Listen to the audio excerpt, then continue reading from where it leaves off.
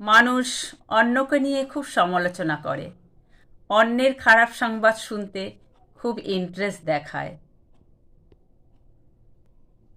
মানুষের স্বভাব সবসময় নিজের খারাপগুলোকে লুকিয়ে রাখা, অন্যের খারাপকে তুলে ধরা, অন্যের খারাপে আনন্দ উৎসাহ পায়।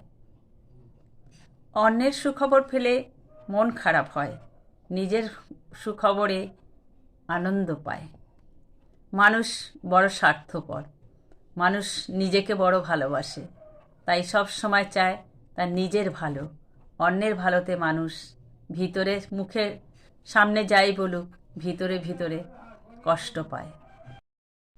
একজন মানুষ আর একজন মানুষের কষ্টে যতই উৎসাহ দেখাক না কেন, যতই দুঃখ প্রকাশ করুক না কেন, ভিতরে ভিতরে হাততালি দেয়, ভিতরে ভিতরে আনন্দ পায়।